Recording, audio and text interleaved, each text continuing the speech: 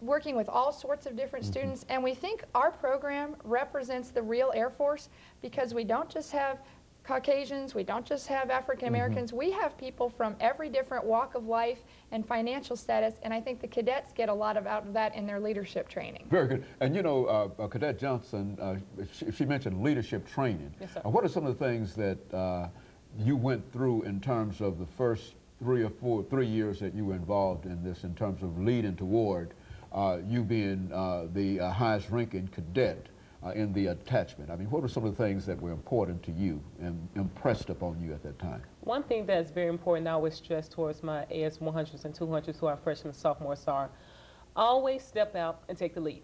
And that's the biggest thing is that we put you through as your freshman, sophomore year. You're put into a flight with other people that you do not know. Probably they don't go to your schools. They're from 13 or 14 other different schools. And you put into a flight. And one thing you have to learn to do is teamwork. You are not an individual. That's the biggest thing I stress. You're not an individual. You have as much teamwork as possible. You obtain all that teamwork as possible. And what you do is, as POC, as myself, as a senior, I'm the cadet wing commander. I have a staff of people who actually, like my squadron commanders and flight commanders, who actually train those GMC, the AS100s and 200s. They train them how to march, the customs and courtesies, and everything, every single thing that they have to make sure they know in the Air Force of how to actually march to drilling and etc. And one thing we always try to stress to the AS100s is that if you want to be in my place, you have to make sure you participate, you have to make sure that you stand out in the group, you have to make sure that you get along with everybody, not a certain number of people, but the whole group as a whole, because we are a family. And during that, between that sophomore, junior year, they go to field training, in which, as Major Moore has actually said, was that you go to a 46-week field training camp, either in Texas, Florida, or South Dakota, and you go through a vigorous training in which you're put out in that leadership position so you can lead 30 people that's in your flight if you don't know, that you do not know. But in each field training, there's 450 cadets, but you actually put into a flight of 30 cadets, and you lead them, and you run, do PT in the morning, and you do everything that actually get yourself prepared to be an officer in the United States Air Force. After you have completed field training, you come back as a POC, which is myself, professional officer candidate. And we lead the detachment. We teach those under us, and we try to do our best to make sure that the GMC are prepared for field training.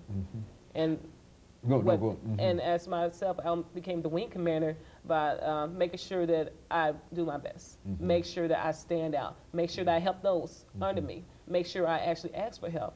I mean, you have to be that kind of person that if you want to be the best, you have to make sure that you have to work your hardest to actually obtain that greatness. And of course, Major Moore, all of this is done under the auspices or under the eye of people like yourself who are watching from a professional soldier's point of view, trying to determine whether or not these individuals have the characteristics that are necessary to lead others. Would that be a fair statement in reference to what she said? Yes, we try to use our experience that we've had in the Air Force to teach our cadets.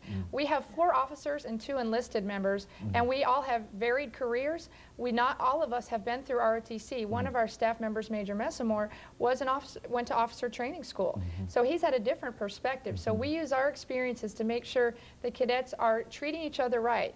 We value ethics, core values, integrity. Our students must have integrity first. Very good. And of course, let us make preparations for the second commercial break, and we'll be back to talk about some other aspects of the service. We'll be back with our audience following this very short commercial break.